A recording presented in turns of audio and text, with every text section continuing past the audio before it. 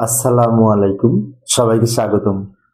প্রিয় শিক্ষার্থী বন্ধুরা, আজকে আমি এই যে আইসিটি বিষয়ের লজিক গেট সম্পর্কিত, এই যে লজিক গেট হতে এই ধরনের যেগুলো অনেক সময় চিত্র থাকে, তো এই চিত্র হতে লজিক ফাংশন কিভাবে তৈরি করা যায় সহজভাবে আলোচনা করার চেষ্টা করব।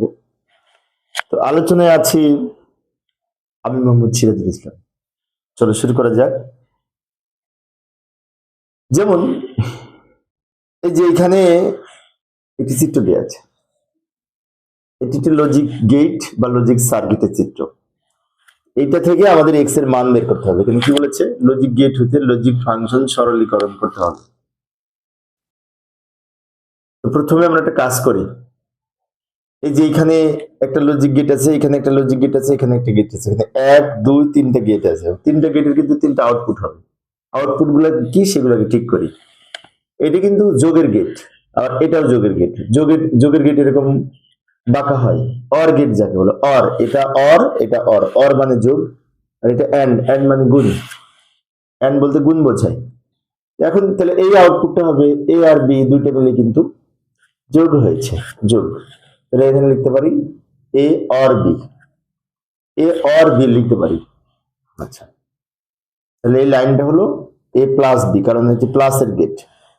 এবার এটা লক্ষ্য করি, এখানে আবার কি হচ্ছে, যে এ এখান থেকে স্টার্ট হয়ে এখানে এ প্রবেশ করেছে, নিচ থেকে আবার সি যুক্ত হয়েছে। তো এ আর সি মিলে আবার এখানে একটি অর গেট হয়েছে। তার মানে এই আউটপুটটা বলতে পারি এ অর সি অথবা এ প্লাস সি। এইখানে কি এইখানে কি হয়েছে, এই লাইন আর এই লাইন দুটো কিন্তু ইনটু হয়েছে, গুণ হয়েছে। এন্ড এন্ড এন্ড গেট মানে গুণের কাজ করে।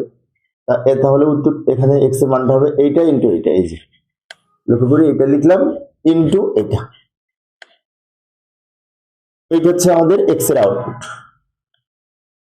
এ আর বি এর ফলাফল হচ্ছে এই লাইনটা, এ আর সি এর ফলাফল হচ্ছে এই লাইনটা। দুটো মিলে যেহেতু গুণ হয়েছে, ব্র্যাকেট দিয়ে যেখানে ইনটু ইনটু বলতে গুণ বোঝায়।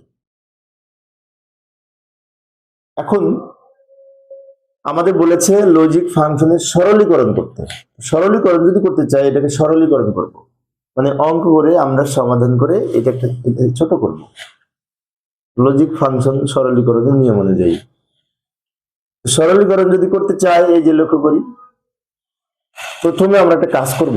এই যে নিয়ে আসলাম, আমি ওই পেজে ধরবে না, তার পরের পেজে নিয়ে আসলাম, এই দুটো গুণ করে দিব। এ আর এ গুণ করলে হবে এ ইন্টু এ, প্লাস এর সাথে সি গুণ করলে হবে এ সি, প্লাস বি এর সাথে গুণ করলে হবে এ বি, প্লাস বি এর সাথে সি গুণ করলে হবে বি সি। এটা হবে। এরপরে পরের লাইনে কি করব, এ আর এ গুণ করে এ হয়। বুলিয়ান অ্যালজেব্রার যে মৌলিক উপপাদ্য রয়েছে অর এন্ড অপারেশনের ক্ষেত্রে, সেখানে বলা আছে উভয় ইনপুট সত্য হলে গুণ করলে একটা হবে। তাহলে ওয়ান আর ওয়ান গুণ করে যেমন ওয়ান হয়, এটার মানে যদি ওয়ান ধরি, এটার মানে যদি ওয়ান ধরি, এ গুণ করে এ হয়। অর অথবা প্লাস এ সি রেখে দিলাম, এ বি রেখে দিলাম, বি সি রেখে দিলাম। এবার পরের লাইনে আমরা এইটুকু থেকে এ কমন নিতে পারি, এখানে এ আছে, এখানে এ আছে। এ যদি কমন নিই তাহলে থেকে ওয়ান প্লাস সি থাকে, আর বাদ বাকি যা আছে রেখে দিলাম এইটুকু, plus A B plus B C.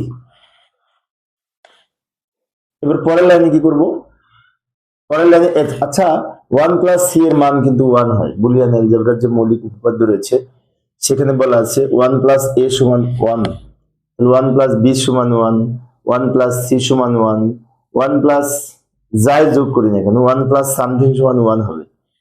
সেই দৃষ্টিকোণ থেকে এটার মান ওয়ান হবে। তাহলে আমরা লিখতে পারি এ ইন্টু ওয়ান লিখতে পারি, plus A B B C রেখে দিলাম। এবার এর সাথে ওয়ান গুণ করে এ হয়, আর এখানে যা আছে রেখে দিলাম। পরের লাইনে লক্ষ্য করি, এখানে কিন্তু এ কমন নিতে পারি। এ যদি কমন নিই তাহলে কি হবে, ওয়ান প্লাস বি থাকে। আমি যদি এখান থেকে এ কমন নিই, তো এ চলে গেলে এখানে ওয়ান থাকে আর এখানে বি থাকে। ওয়ান প্লাস বি তে কিন্তু আবার ওয়ান হয়, তাহলে ওয়ান কে ওয়ান দিয়ে গুণ করলে এ ইন্টু এ প্লাস বিসি হবে। অর্থাৎ এটার মান যদি ওয়ান হয়, ওয়ান কে দিয়ে গুণ করলে এ প্লাস বিসি। এটা হচ্ছে উত্তর।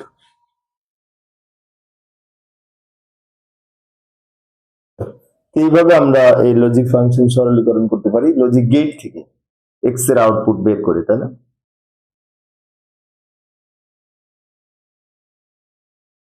তো প্রিয় শিক্ষার্থী বন্ধুরা, আমি অবশ্য শিক্ষার্থীদের জন্য অল্প অল্প করে আলোচনা করি যাতে শিক্ষার্থীরা ভর্তি করে না করে। আচ্ছা, তোমরা একটা কাজ করো, এটা তুলে নাও। আমার সামনে যারা ক্লাস করতেছো তারা এটা তুলে নাও। আমি আরেকটা